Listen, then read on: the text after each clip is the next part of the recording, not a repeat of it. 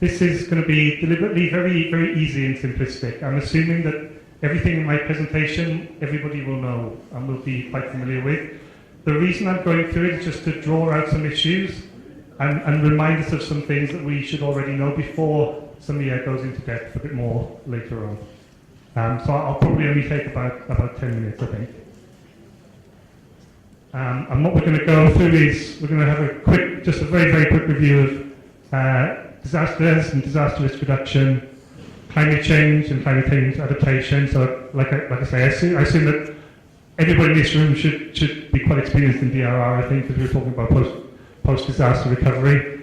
Climate change and climate change adaptation, I think most people know quite a bit about. So we're going to go quite quickly. And then we're going to just compare the two, because by comparing the two, it will lead into some of the things we'll talk about later on.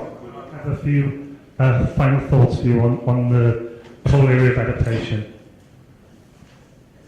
But before we get into that, I just want to start very quickly with a question. I just want to open this question, or two questions, to the floor. The first is, does climate change affect disasters?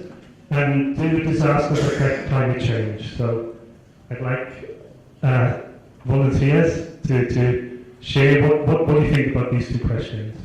Yes, definitely. When climate change happens, actually climate change is happening. So when it happens, when that balance is disturbed, and we see the impact actually of climate change, and then finally results to disaster. And also disasters, when a disaster comes, it disturbs the whole ecosystem. Like it impacts on the biodiversity, and also land degradation happens. So that's all actually the things that happens due to climate change. So both are more interrelated. Very, very good and very complete first answer. Anybody else?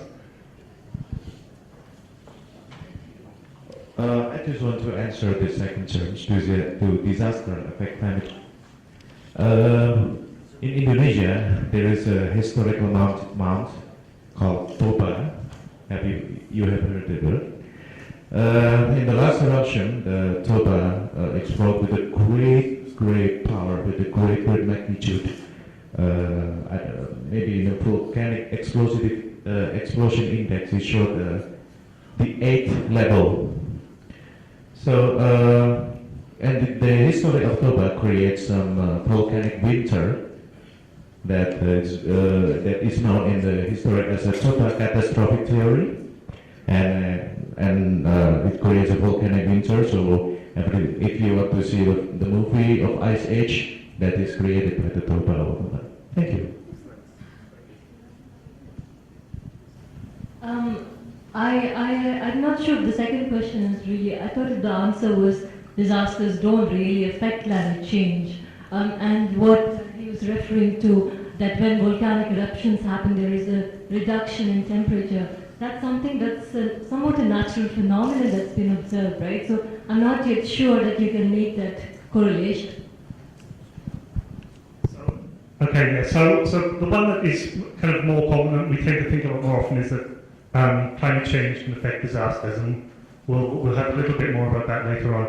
But it is also true that disasters can, or hazards, natural hazards, and natural phenomenon can affect climate change. So if we look at the history of the changes in the climate of the Earth, many of the big changes that have come about have resulted from some kind of catastrophic phenomenon, which at that time, we don't know whether there were people there or not, but it would have been on the scale of a natural disaster. But also, the first example we had, sometimes maybe the change is more slow. So for example, if natural disasters are gradually eroding ecosystems or changing natural balances, then over time they can also contribute to climate change. Just a quick question to get us started. We'll ask you to do some more thinking and have a bit more of an in-depth exercise later on. So if we can go to the next slide, please. So this is all, again, I'm just going to move quite quickly because I think we're all familiar with this. So just to refresh some of these points and get our brains working before we go to the exercise in Samir's presentation. Hazards versus disasters, the point's been made. The point's been made today already that sometimes a catastrophic event happens, but because there's no impact, it's considered a hazard and not a disaster.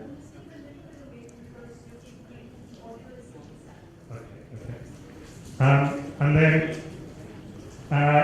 the reason why something might be a disaster as opposed to just a hazard, there are combinations of internal and external elements. So that's something we'll dive into a little bit in more detail later on. And then one common definition of a hazard or of a disaster, which I want to draw on today, because it will become important later on, is that they tend to be described as things that are beyond everyday management systems. So we have everyday management systems in place. We have police, we have the fire brigade, we have hospitals. And these can cope with regular things like accidents or regular things that happen from day to day. But when it comes to a disaster, it tends to be something that's beyond that regular management system. So I'm putting that up now so that we can compare it and contrast it with some other things later on. Okay, and then types of disasters. So there are natural disasters, which occur as a result of maybe climatic events that occur as a result of maybe rainfall or winds or storms or like, or maybe they're kind of to do with the movement of the tectonic plates of the earth that give rise to earthquakes and the like. And then there are also man-made disasters. So for example, war or armed conflict can be considered a disaster. And there's a whole range in between where there are some elements that are man-made and some elements that are coming from nature. And again, that's something I want us to start thinking about and exploring over this session and also tomorrow as well. And then there's, and then there's this concept of intensive and extensive risk and intensive and extensive disasters. So if we can go to the next slide.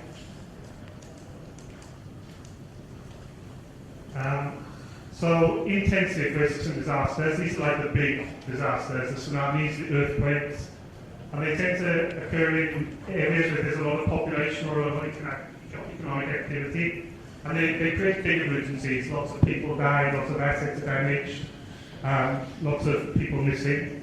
And these are, if it's the general public, these are the kind of disasters that the general public will think about. But then the other type of disaster, which we're all very familiar with, and we did a lot about in Anand's presentation as well, are kind of what they call extensive risks. And these become more important when we start to think about sustainability and when we start to think about climate change. And they tend to be quite low or medium severity, happen in sparsely populated areas. So they happen in coastal communities, in countryside areas where there are farming communities. And they tend to happen again and again. So if a community is affected by drought, it tends to be affected by drought every year. If it's affected by flooding, then the flooding tends to come every year.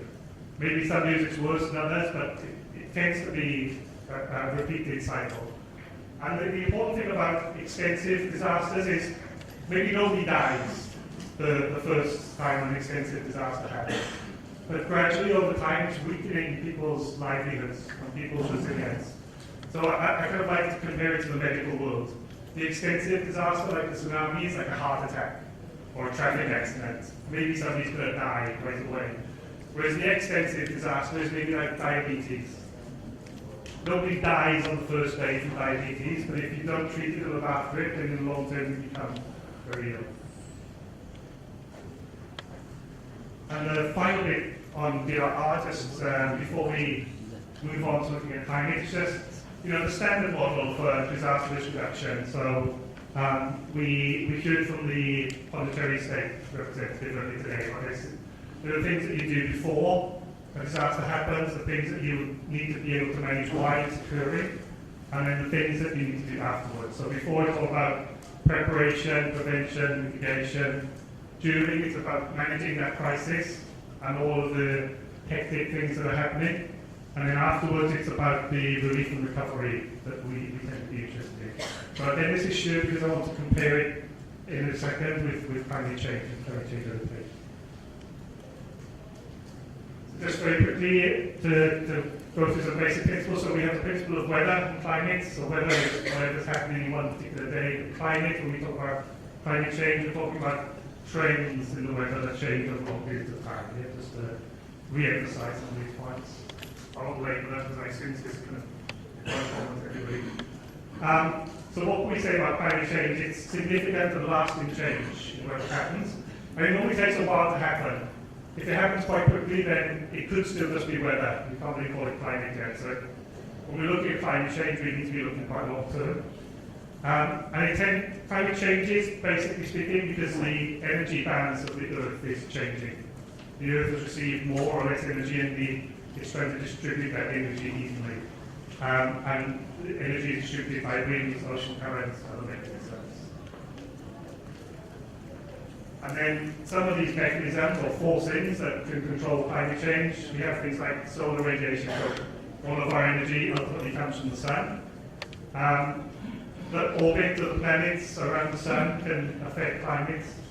And then big events, things like mountain building when two continents crash into one another and build the Himalayas overnight. That changes wind direction and then the climate changes. So climate has always been changing. You know, over the history of the Earth, we've had ice ages, we've had hotter periods, colder periods. Climate change is something very natural. But then the last force, as we all know, is greenhouse gas emissions. It's the human-based climate change. And the important factor is, as humans, we're causing the climate to change much more quickly than it's ever changed before. So, you know, if we look back 10,000 years, 20,000 years, 100,000 years, we'll see climate change happening, you know, continuously. But because it's slow, then the Earth has a chance to catch up with what's happening. But when humans come along and make it change much more quickly because of greenhouse gas emissions, then the system has less time to adjust. And just the last little bit on the scientific consensus, there's a lot of debate before, but not now. So climate change is happening largely as a result of human activity, and then the most important part of all is it's largely irreversible. So even if we stop all our emissions now, then definitely the climate is going to change to a certain extent. All we can control now is how much it changes, basically. But this next point is really important when we talk about climate change, and that's that climate change is a long-term phenomenon, and over the long term, it's not only climate that's going to change. So things like society and culture, policy and law, economies and markets, science and technology are all going to change over the long term. So we can't just focus on climate change, we have to focus on what we call future change, what other changes are going to happen over the long term. Next slide. And the reason for that is because if we don't take these things into account, then the plan that we make for coping with climate change, for adapting to climate change, will either be less effective or it will be no use at all. So if I give you just one very quick example, I worked on with fisher folk communities in Thailand, and they very much like the surf clams, like the main economic species for them. And if I start talking to them about, okay, maybe at the climate change there's going to be less surf clams because the acidity of the water is going to change, and so what are you going to do, how is your livelihood going to be affected? They will say to me, don't worry about climate change because there are so many commercial trawlers and dredgers that in the next 5 years there will be no surf clams left. So you can't plan for climate change in the fact that you have to consider all of the other activities. And this is just like a high level, so I kind of work in Thailand in the Southeast Asia area, this is just a high level view of what we expect climate change to do in Southeast Asia. So on average it's going to be warmer, summers are going to be longer, winters are going to be shorter, increasing annual rainfall, and it's going to be more sporadic. So high intensity rainfall events that lead to flooding and flash floods are going to be more. And then there's this whole question of variability. So seasonal variability. In a lot of communities in Thailand, they can tell you at the moment what the seasons are. How many months is the dry season, how many months is the rainy season, and then the cold season. that's not going to be so easy to do in the future. But then inter-annual variability, so between years, it's not going to stay the same as well. So for example, this year, the rainy season might be 4 months. Next year, the rainy season might be 6 months. The year after, it might go back to 3 months. So the variability year on year is going to change as well. It's going to be much more difficult to predict things. And then just make that link between climate change and disasters again. So climate change tends to affect the frequency, severity, and type of natural disasters. So somewhere that previously was affected by drought might suddenly find themselves affected by flooding or flash floods. And also we get more variability and uncertainty. So we might not be able to predict what types of disasters are going to come and how severe they will be. And then there are these 3 approaches to coping with climate change. Certainly the first 2 most people are usually familiar with. There's mitigation, where we try and reduce the emission of greenhouse gases to stop the climate changing. There's adaptation, where we try and change our behaviour or our management regime so that we can cope better with a new climate in the future. And then the last one, geoengineering. Has anybody heard of geoengineering? Yeah? So basically, geoengineering is like a huge project that's so big that it wouldn't be possible for one government alone to implement it. It would be a coalition of governments like ASEAN, like the EU, that would work together. And if I give you one example that's been research has been conducted by researchers in the UK, it's an artificial volcano. You create an artificial volcano that it deliberately explodes and puts chemicals into the atmosphere designed to reflect sunlight. So it's a huge, huge project. And there hasn't been really implemented yet. There's been a lot of research. But I think we all know that big corporations and big companies, they like big projects like this because they get to make a lot of money. So we need to be able to watch out for whether there are going to be any geoengineering projects in the future. So the last little bits of my presentation is just a contrast between disaster risk reduction and climate change adaptation, because in what Samir presents that follows, and tomorrow we're going to be talking more about resilience and how to look at vulnerability in a broad way, and this will lead on to that. And I'm going to be quite crude and basic about this in a similar way to Sir Antoinette. So, you know, it's not black and white like this, but I'm deliberately making them as different as possible so that we can see the differences. So, on the left is DRR, and on the right is adaptation. So, disaster risk reduction tends to stabilize, rehabilitate, and protect. That's what we're trying to do.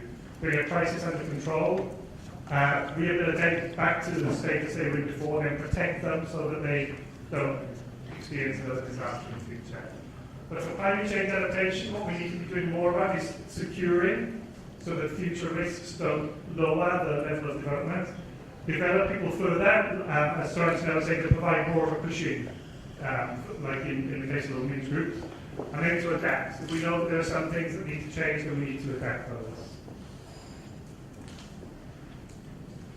And traditional, old-fashioned DRR tends to focus on the impacts. What are the negative impacts that are going to happen and how can we reduce them?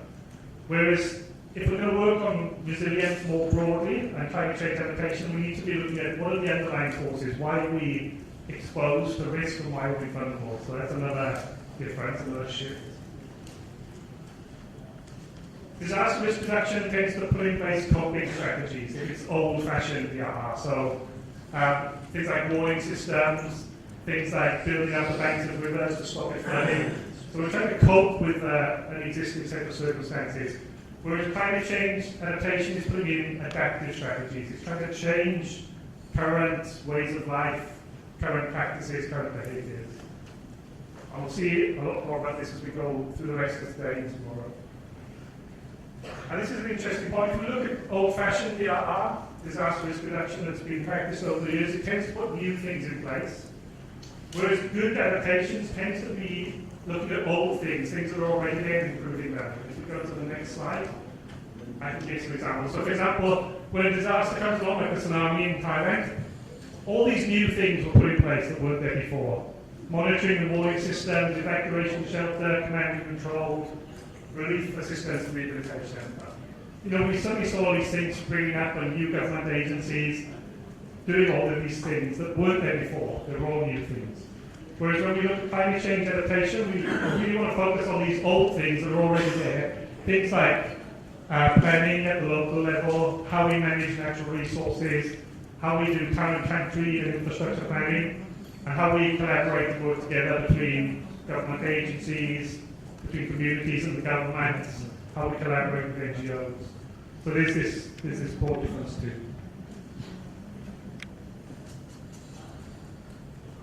And then tomorrow we'll have an exercise in the morning where we look at internal and external factors that contribute to vulnerability and resilience. So externally we're looking at exposure. Where is the change going to come from? And DRR tends to be focused on where is that external risk coming from in terms of natural stressors or man-made stressors. Whereas for climate change adaptation, we want to be looking at how can we change how we are internally within our community, within our province. So we're looking at things like our behaviours, but then also our management practices and our management regimes. How can we change those? So you'll see I've split them into one set, which is like evolved. They kind of happen over time. So maybe this community didn't make a conscious decision to live here, but just over time that's what happened.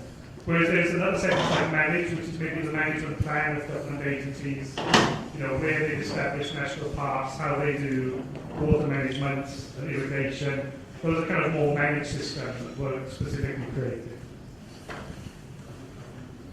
And then the level of prediction and planning tends to be different. For DRR, we tend to be focused on what we think are going to be the likely hazards that are going to happen at the moment.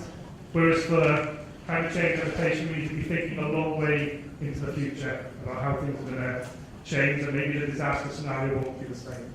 So the level of planning is different. Okay, just final couple of slides, some additional thoughts related to climate change adaptation. So the first one about predicting the impacts and knowing how the climate's going to change. The first thing we have to understand is about trends and vulnerability. So there are certain changes in the climate which are not climate change. Yeah? So things like El Nino and La Nina, they're trends, they're cycles of changing climate, but they're not climate change as such. And some of these cycles we're only just starting to understand because they take a long time. And the good scientists have been writing down details about how climate's changing. They've only been working maybe for 100 years. Whereas some of these cycles, you know, maybe they take 30 years, and you know, we're only just as humans learning that these cycles are there. But also variability, you know, the climate does vary and it comes back to where it was before. So not every change in climate is climate change, so just to be aware of that. The limitations of computer modelling and technical knowledge. A lot of the times when I go and work with people on climate change and adaptation, they say, we don't have any models. We don't know how the climate is going to change in the future, so how can we do any adaptation?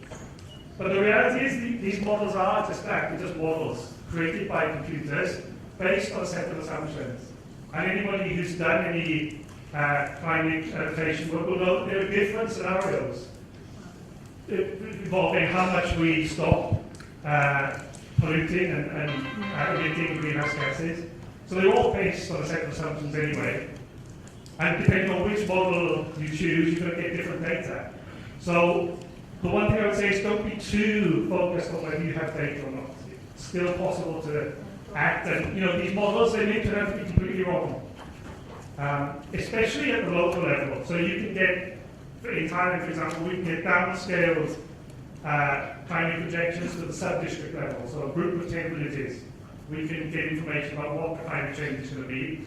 And the 10 villages next door in the neighbouring sub-district might be completely different. But all of this is based on all of these assumptions about how many people in India and China are going to move into the middle class and start buying 3 cars per family. You know, we really don't know what's going to happen, so don't get too stuck on that. And then also the benefit of local and traditional knowledge. If we don't have climate projections, if we don't have computer models, we can do a lot just by looking at the history of change that's happened and looking at local people's perceptions and understanding of how the climate is changing at the present time. I've already made the point about it's not only climate that changes, but there are these human factors too. And the last point is really important. Whenever we do anything to do with climate change, it's always about uncertainty. It's about gambling. We never know exactly what's going to happen. So we have to try and find solutions that allow some flexibility. Because we don't know exactly how the climate's going to pan out in 10 or 20 years' time, our solutions for building resilience and reducing vulnerability have to be able to cope with a certain amount of flexibility. And then the last slide, just again to review some concepts before we go into more depth in Sameer's presentation. So there are different types of adaptation. Yeah? There's autonomous adaptation, which tends to be small scale at the household or community level. And it tends to be done in response to change that's already conceived. You're already seeing the change happening, so then you start to adapt and change. And then you can move into a more planned and more strategic adaptation, depending on how much information you can get and how many resources you can mobilize. And then there's maladaptation, where you try and do something to make yourself more resilient to climate change, but actually you'll make the problem worse and make yourself less resilient. And then there's the need to consider internally within our community, within our province, within our government agency, how much capacity we have, what limitations, what weaknesses we have, and what opportunities might arise from climate change. Climate change isn't always a threat. It might improve prospects in the tourist sector, for example, if the weather's drier, but then that might be bad for the farmers. So we need to have a good review of what the positive and negative aspects are. We need to take a broader view of adaptation. So in some fields it's possible for us to be very narrow and say, okay, we'll only do gender, or we'll only do agriculture, or we'll only do fishery, or we'll only look at infrastructure planning and land use. In climate change, my recommendation is that's not going to work. You have to try and be very holistic and cover a lot of different areas at once. And tomorrow we'll have some tips and some techniques for how we can do that. And then just a few last points. Adaptation is an ongoing process. So a lot of communities or provincial authorities will say, okay, we've done our adaptation plan now, so that's it, that's finished. There's nothing else to do now. But it's not like that. Adaptation is an ongoing process. It's something that needs to be reviewed and cyclic. Adapting to now, you have to adapt to the current set of circumstances that you're in. It's no good planning for the future, being able to adapt to climate change, if you have some very big vulnerabilities and threats at the present moment that are going to cause you problems anyway and expose you to risk. And just this final point about all our plans need to be able to cope with a certain amount of uncertainty.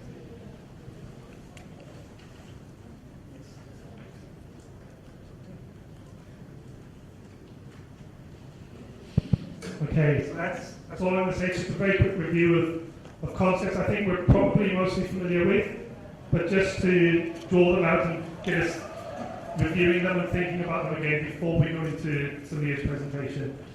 We're going to have a quick exercise now before Sameer's presentation. Does anybody have any questions before we go on? Thank you, sir. It is related to my answer, because in our experience in Merapi in 2010, there are in several places there a decrease of temperature because of this one. So we can imagine how Toba will cause a lot of messy things related to the climate. And Indonesia has so many gigantic potential of the mountain like that. We can imagine the Krakatoa, Tambora, Samalat, Gunung Agung, and a lot of mountains like that. So we are now in Indonesia trying to study the impact to the climate from that mountain. So what are you suggesting what are your suggestions for us to integrate the climate change issues related to the huge volcanoes in Indonesia. Thank you very much, sir. So if the assumption that if you go by the scientific consensus that if climate change, human actions are responsible for the climate change, then yes, of course, disasters leads to climate change as well. Because, for example, the forest fire we've seen in Australia and then other places, large scale, large areas of forest, burned because of some, maybe, you're not sure whether it's natural or actions. But then it adds to the global warming, and finally, that contributes to the climate change. So yes, I think both contributes to each other. So that is. We'll discuss these 2 points and that's what we can move on because we have some of these reservations.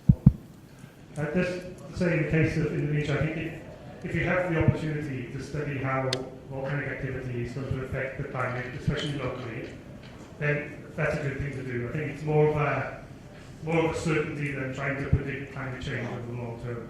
But the other top tip I found is trying to find out how you're sensitive or vulnerable to climate change. So, for example, I work a lot with fishers, and particularly in east of Thailand, there's a particular species of crab called the blue swimming crab. Very, very important economically. In some villages, 80 or 90% of the people catch that particular crab. If I want to know exactly what's going to happen to the blue swimming crab, I have to know about the temperature of the water, how much carbon dioxide is dissolving in the water, how it's changing the acidity, how the rainfall patterns are going to change, and how much fresh water is going to come into the sea. And it's very, very difficult to find that out, especially because a lot of the computer-generated models, they tell us about air temperature. Is the main thing they tell us about. And then once we know air temperature, we can work out rain, we can work out wind, we can work out other things. But what they don't tell us about very much is sea temperature. Because sea temperature, it turns out, is more related to the sunlight that falls on the sea. It's not really directly related to air temperature. So it's very difficult for me to work out what's going to happen to the blue swimming crab. Does that mean I can't do any adaptation? No, because I know that if the sea does become more acidic and warmer, that's going to be a problem for the crab. So what I can try and do is find out any possible way to improve populations of the blue swimming crab, diversify livelihoods away to other types of fishery. There are still things you can do. So working out whether you're vulnerable is sometimes easier to do than working out exactly what the change is going to be. I think that's another tip. Okay. This is where we want you to do some thinking now. We're going to give you a 5-minute video about, it's a case study about climate change in Bangladesh. I think how communities are adapting. So we want you to watch this video and then work table by table. And so in your table where you're seated, we want you to discuss these questions.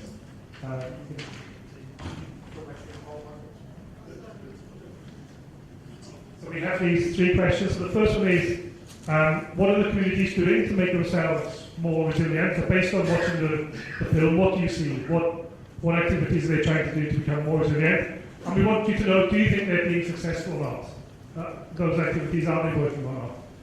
Second question is it appropriate, do you think, to do that kind of thing at the post-disaster recovery stage? If a disaster just occurred, could we do the same kind of thing that they did in the video? And then, if you think we could, what stage of disaster recovery would it be appropriate to integrate these activities, or how might we integrate them? So these 3 questions, yeah? So we'll let you watch the video, and then we'll give you about 5 or 10 minutes to discuss in your groups, and then we'll quickly go around the tables. What are the communities doing to make themselves more climate resilient? Are they successful in their efforts? Actually, they have adapted with the climatic condition. They have done the variation in seeds of paddy. And also, they have segregated the saline water to fresh water so that they can cultivate in a very comfortable manner, and the production is also good. So that is the input of question number 1. If anyone is having more. Any table would like to take on question number 2? Yes?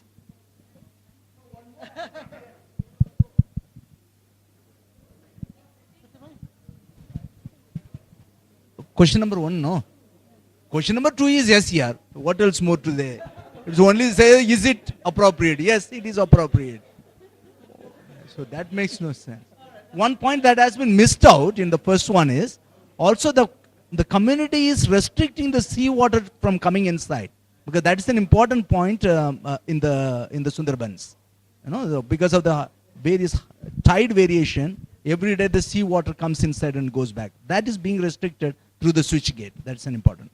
So far as the first question is concerned, yes, communities have been successful in adapting to the and becoming climate resilient, because they have been successful in adapting a technology. You know, because since during this particular area, because of the regular submergence of land, their livelihood has been affected, but the community has been successful in adapting to a this new variety of paddy that helped them coping with the kind of disasters there. They have been successful, yes. Second question is like, is it appropriate to build climate change consideration into? Yes, it is possible to build a climate change consideration into post-disaster recovery. At what stages? Of course, it can be done pre-disaster as well as post-disaster. If you pre-disaster, of course, we have seen there, and post-disaster, for example, Bangladesh has been successful in come out with good practices in the communities, because as we all know, during the flooding seasons, most of the major parts of areas get water stagnated, and then people don't have they really don't get vegetables to kind of for their normal this thing. But they have come out with some indigenous practices to grow vegetables. We have seen examples. So yes, it can be done through, of course, refining their indigenous practices. I think the first one is, yes, the communities are doing. A lot of them were mentioned, started using saline-resistant seeds. Again, Odisha is an example. And some places like Satavaya, again in Kesapada district in Odisha, people have started migrating because they started losing land because of erosion and all that. And also some of the technological adaptations, such as we have started using CFL bulbs to minimize the green gas emissions, and better freezing technologies in the refrigerators, and then started using the solar energies, clean energies essentially. And all those adaptations are being undertaken. I think, are they successful in their efforts? Yes. And what do they need more? Probably some more technical direction and government support. Is it appropriate to build climate change consideration post-disaster? Definitely yes. Any sane recovery program, I think, should have climate change considerations. What can be done? If you're talking in terms of coastal houses, you can build them on the stilts, and such kind. And what stage? I think it should start from pre-disaster, but definitely from the assessment stage. At the level of assessment, recovery assessment, one should know what are the climate change challenges and how are we going to incorporate them into the recovery program. And I think, going back to the question one, essentially livelihood diversification strategies, a lot of communities are looking at, is another adaptation strategy. Thank you. So it could be the dike was built in one area and the paddy was inland 200 or 300 metres. What I can tell you though is, I can share with you an example from northeast Thailand, in an area that is salinated because of capillary reaction, nothing to do with seawater, but there's salt beds underneath the ground. Yeah? And what they found was there was an 80-year-old lady producing brilliant rice crops, while everybody around her was completely failing. They couldn't produce any rice, or they were producing very bad yellow rice plants. And they couldn't work out why this 80-year-old lady was able to produce such brilliant rice. And they looked, and in the end, all that she'd done was she'd raised the buttons around her paddy about 2 inches more than her neighbours. And that extra 2 inches, what it did was it meant that the weight of the water in the paddy was enough to push the salt down. Not very far, but rice has a very shallow root. It was far enough to be below the root of the rice, and that was enough to prevent the reaction of reaching the root of the rice plant. So in the specific example of Bangladesh, I'm not sure, but you can deal with particular action in life. Oh, Mr. Maid, can I please request you to turn off your mobile phones or at least keep them on silent or vibrate mode? Thank you, Jonathan. Can you give him a big round of applause, please? All right. Now, the first thing is, I want to know how many of you consider yourselves to be, have had some experience with climate change adaptation? Just raise your hands, please. Climate change adaptation? So quite a few of you. All right. So my presentation today is going to be only 50 slides. I see a huge sigh of relief from every table. Basically, I'm just going to summarize, first of all, the linkages between climate change, disasters, and adaptation. Then I'm going to move on to look at why we should consider climate change into disaster, post-disaster situation. In doing so, I want to appeal to you as people working in the disaster sector to why you should considering climate change adaptation into the work you do. But also, I was also thinking at why, if you're working primarily as a climate change adaptation specialization, why you should consider perhaps working with the post-disaster community or people who are dealing with disasters. Now, I have to tell you that my background is mostly natural resources management and ecosystem-based adaptation. And moving on to, how you can mainstream adaptation, I'm going to be basing a lot of examples from the ecosystem-based adaptation. My apologies in advance, and I'm going to summarize in the end. Okay? Everyone happy? Everyone not on their Facebook? All right. Now, in this diagram, I just quickly summarizes what we're talking about here. If you look at it, at the bottom of the screen, it says anthropogenic climate change. The discussion we had earlier, where we talked about do disasters affect climate change? Of course they do. But when you talk about climate change at the current context, we're primarily talking about climate change that has been affected by human activities. So in a way, it's a more global political discussion and debate, which is defining what climate change is. So all the funds that are available for climate change adaptation are not going to give you money for volcanic eruptions. Yeah?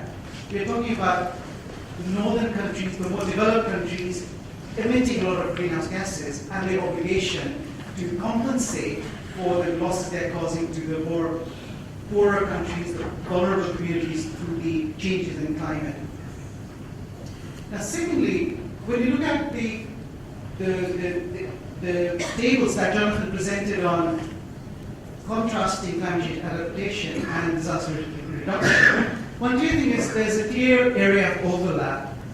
Now, the red box there is climate-related hazard. So anything we talk about, which is floods or extreme heat waves or something like that are climate-related, that's of concern not only to climate change adaptation, but also to not just disaster management generally. But of course, when you're talking about long-term climate change impacts, such as sea level rises or gradual changes in temperature, they may not cause disaster in themselves at the moment, and may not be within the purview of disaster risk management for most of us. Yeah? So this is not to say this is a clear definition, but generally speaking, the issues that are of common interest to both the climate change adaptation community and the disaster risk management community are the ones that fall in the middle box. Now, what are some of the non-climate related hazards which may not be of interest to climate change adaptation? Just one example. Anyone? Sorry? Conflict, yes. Conflict wouldn't be of interest particularly to climate change adaptation unless if the conflict is caused by, let's say, there's a huge displacement of people because of climate change and it's causing conflict because of that. So they may be linked indirectly, right? No, I think conflict, climate change, I have very low That's right. Well, I mean, it's not like there's a systems are affected. Sure. So it's a more indirect thing. It's not a direct because there's a sudden heavy rainfall, people are going to start fighting. Water. No, water shortages. Yes, all of these will come into play. Yeah, sure. Okay. Now, basically, what we're seeing is climate is changing, and we have no choice but to adapt. And we have done in centuries. I mean, human civilization, the whole idea of the current life on Earth is because through adaptation to different climatic conditions, different contexts, different chemicals, from the bottom of the sea to the top of Mount Everest, we find living things. So we have, not just humans, there's been adaptation, but by adaptation, now obviously we're talking about human adaptation. How are we as human, as civilization, going to adapt in the context of this unprecedented change in the weather, which is caused by ourselves?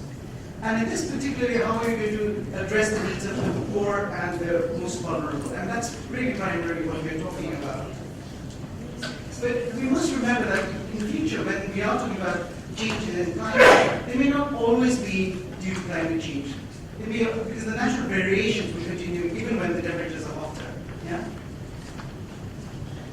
Now, this is something we've already talked about ad nauseum. The fact that climate change is going to cause more changes in our climate, and they're going to affect our lives, livelihoods, and assets, especially to very climate-sensitive things like fisheries, agriculture, forestry, and health. Yeah.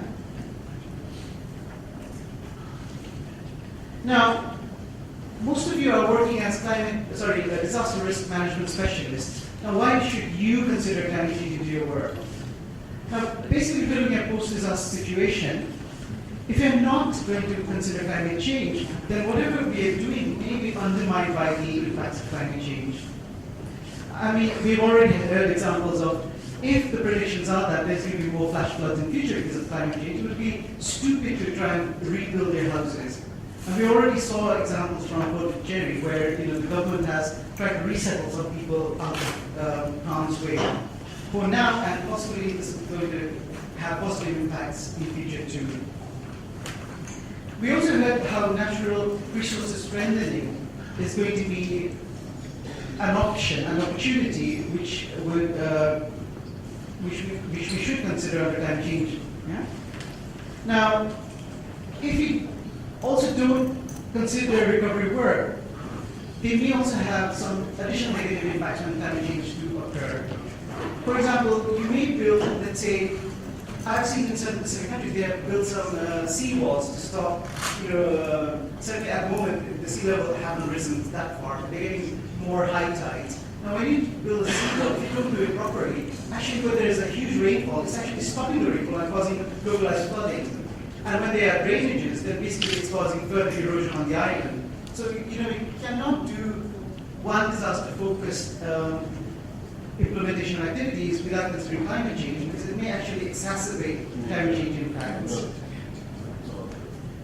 And Jonathan also mentioned that there may be some positive impacts of climate, which may be missed if you're only looking at a situation from the disaster lens. Like the example he gave of maybe if the season gets dry in certain areas, there may be a likely opportunity to promote tourism of a certain sort or to promote a different kind of crop.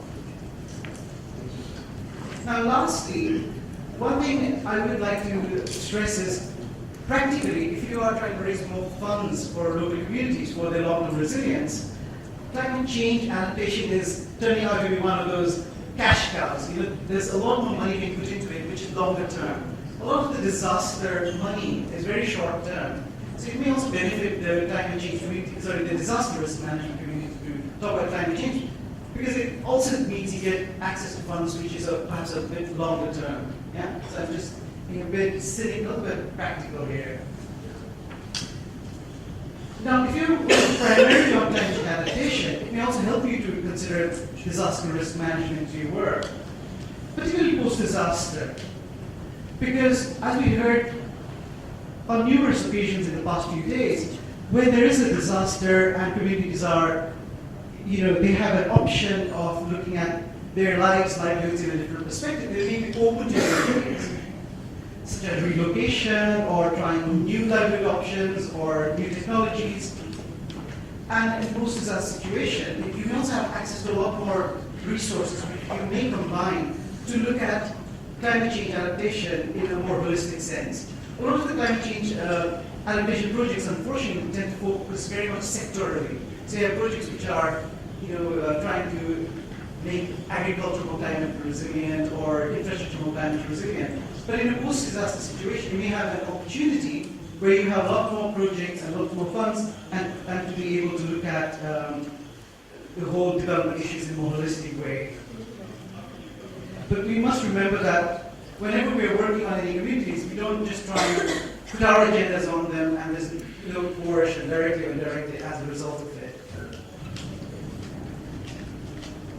Now, we also heard that although there's general predictions of how the climate is going to change and how it might affect the local context, this is by no means a guarantee. There's no prediction to say, well, by the next 20 years it will definitely go by, the sea level will definitely rise by this many centimeters, temperatures will definitely go up by this much. Which means, basically, whatever you're doing, you have to be very, very sensible. You have to be precautionary, but within reasons, and very, very practical. And one of the ways you can do this is also by learning from ongoing adaptation projects. And absolutely, we also talk about looking at the community's local traditional knowledge and their own past experiences of dealing with extreme climate events. Now, the last point I put it is, remember, good post-disaster development that addresses the causes of vulnerability, including inequality and poverty, is critical for high resilience to further disasters and climate change impacts. Which means that if you do post-disaster properly, if you do proper development after post-disaster, that alone is critical for any resilience. You know, whether it be for climate change or for economic, global economic situations or whatever. So really the first starting point post-disaster is not to think, oh, okay, we have a post-disaster situation, how are we going to integrate climate change adaptation? But to think, first and foremost, how are we going to do really good development now? That's the first step. So really, one of the major issues to consider is to make sure that the livelihoods and infrastructure restoration work that you are promoting post-disaster is relevant to prevailing climate and climate variability. I mean, you can't talk about the future without looking at what is the pressing need now. Yeah? So absolutely don't forget that. So don't rush into making future predictions and trying to force things that aren't relevant now. But of course, if you are planning long-term significant investment, you have to factor in those things. Now, if you are building an airport in, let's say, in the Maldives, which is very low-lying, you obviously don't want to have an investment of multi-million dollars, which is going to be perhaps going to be likely affected within the next 30 years. So obviously, these are things which will look into climate change impacts, because they are usually these huge investments also bring in further, more rigorous analysis. The most important recommendation from the climate change adaptation portfolio is to really focus on what are called low regret options. Now these are options, as the bullet point says, which make sense now and for future. It kind of reinforces what we're talking in the first bullet point. Now some of the low regret options that are being promoted through several climate change adaptation projects include things like sustainable land and ecosystem management, and I'm going to give you some examples later on. And also looking at promoting agricultural diversity, both in crops and animals. And this is also something we've heard from different speakers in the past few days. But also looking at water supply, sanitation, and also early warning system, although Anthony contrasted as being traditional disaster risk management, but it's still relevant in the context of climate change. We already have systems of communication, early warning, etc. It's going to be useful now and in the context of climate change. So these are some of the things you should consider putting into your post-disaster development work at any community. Now, the other thing you have to look into is you have to look at your response not as a single disaster risk, but looking at multiple risks. I mean, this is something you already know as disaster risk management community, so I will not belabor the point.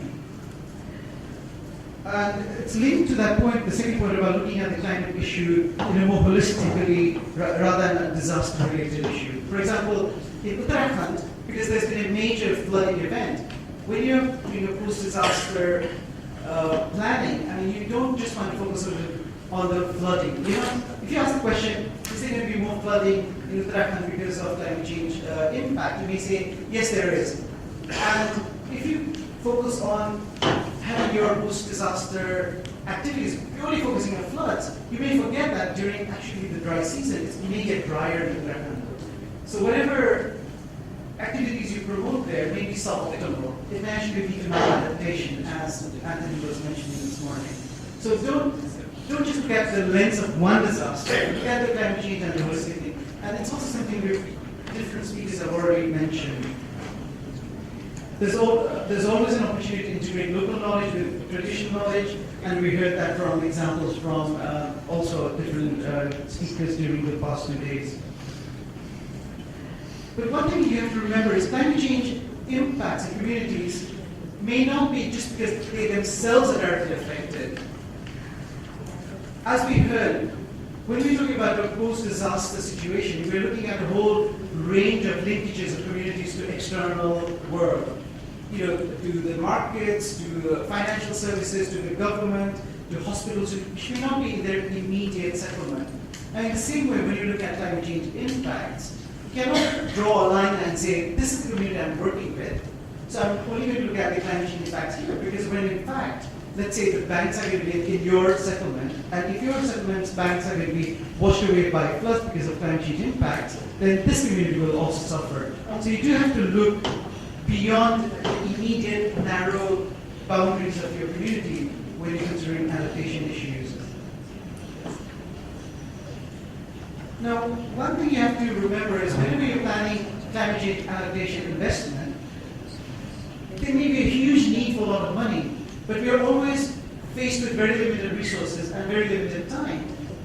So be very, very wary of overinvestment. I mean, me as an economist, ecologist, I always thought, well, if we know the climate predictions are the sea level is going to rise by a meter, why don't we build a 1 meter wall now? But I heard a very interesting talk by one economist, and he said, actually, it doesn't make sense in economic terms. If you're not really sure, don't build that 1 meter wall now. Because frankly, it's a waste of your resources. Because if you think 50 centimeters is enough now, just put 50 centimeters. Because the resources you save now by not doing that extra 50 centimeters, it may be spent in more economically productive assets or activities, which may be better for the community than wasting it on 1 meter wall. And besides, the predictions may be that the 1 meter change is going to happen in the next 50 years. And who knows what technological advances may happen in the next 50 years in terms of building the wall more cheaply. So don't waste your money in over-investing in climate change adaptation. And you also have to recognize that any development agenda, even climate change, is a very political agenda. In one Pacific country, some local communities complained that the government was trying to move them away from the coastal area so that they could give it to their cronies for tourist resort development. So, of course, people try and twist supposedly scientific knowledge and facts to their own advantage. So be really, really wary when someone's trying to look at, trying to sell you an idea in under the guise of climate change, like anything. Yeah? So you have to be very wary. Now, one of the key things we learned this week, which was new to me, was this whole post-disaster review of going on track A, B, and C. So I thought I would only use some of the examples of climate change projects that are ongoing, climate change adaptation projects, and see whether it would make sense to do these kind of activities on track A, B, and C. A lot of projects on climate change adaptation, and don't have to read it, look at investment ecosystems as natural infrastructure. They look at managing your forest, maybe creating fire lines because there's a prediction that there's going to be more forest fires because of climate change. Or looking at clearing wetlands because they think that there may be a water shortage and your lakes will now going to store more water. So there are a lot of projects which are trying to already do that purely as a climate change adaptation approach.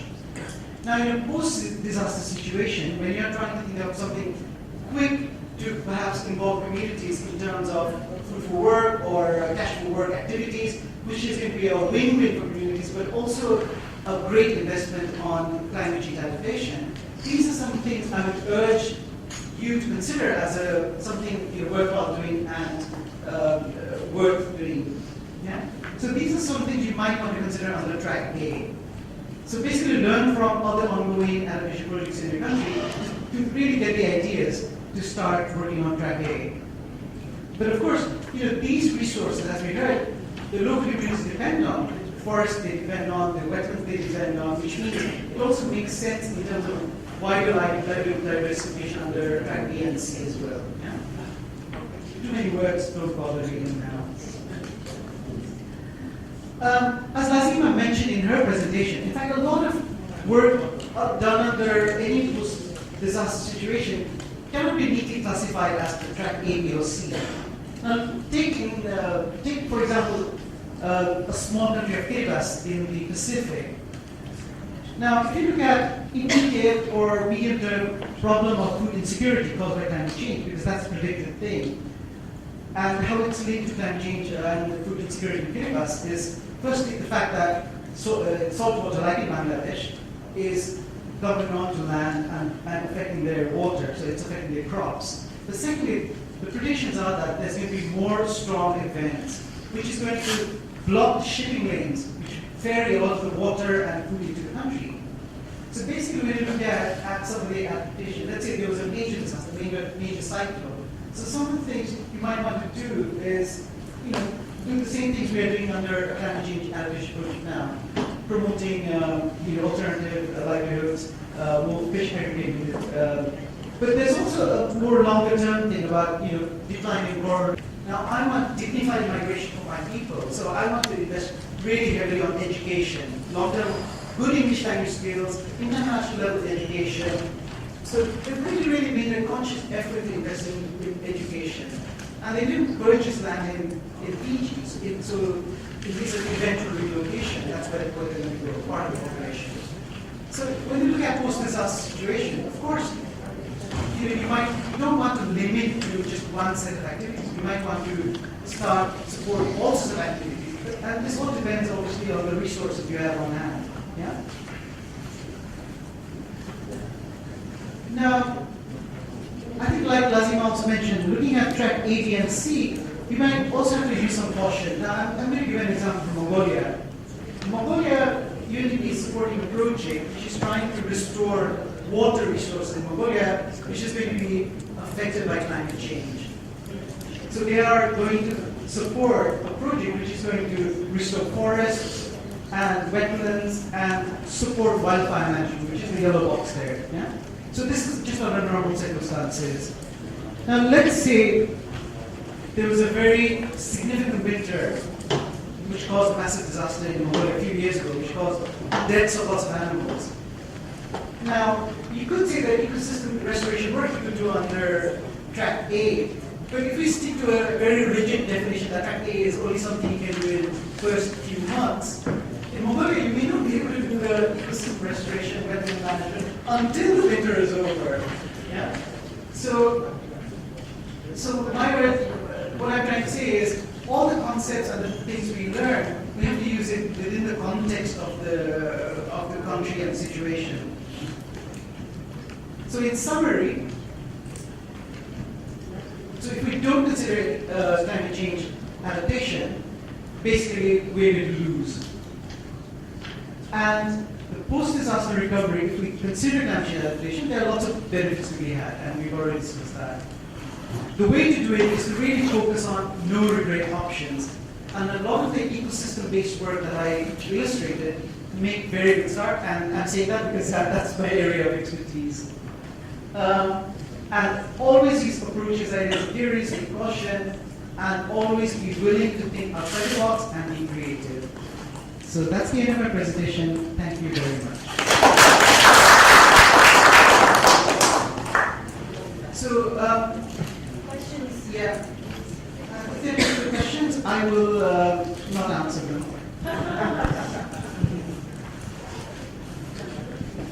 Just a quick one. I had thought that coral reefs are getting destroyed because of climate change, higher acidity, higher temperatures of water. So when you talk about protection of coral reefs, as a part of fisheries improvement. How did you deal with it? First question. Second question, you were speaking about deep sea fishing rather than 0 to 5 kilometer fishing, pelagic thing.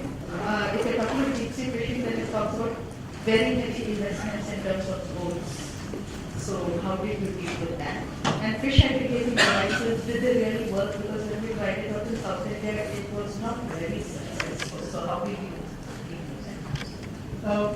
The thing with I mean, obviously one thing you have to remember is nothing's going to be adapted forever for all kinds of climatic situations. So the thing is, coral reefs are going to be resilient within regions of sea level rises, sea temperature rises and acidification. They're not going to be resilient beyond a certain threshold. That's for sure, yeah. So what we're saying is, it's like a healthy human body. If you're a healthy person, then you may be able to adapt to a slightly elevated, temperature or bad health condition. So in the same, if you expand that, if the coral reef is already under stress because of pollution or overfishing or because you're taking out all the herbivore fish, they can be very, very susceptible to even minor changes in climate change related or climate variability. So that's one thing. But also in some islands what they found, for example, in the Caribbean, is surprisingly, because in certain areas they had cool water. The coral reefs there were quite resistant to temperature raises. So you have these anomalies in certain times, in certain areas also. But you're right, I mean, you cannot, if the acidification and sea temperature are rising, it's not like coral reefs are going to just keep on adapting. Yeah.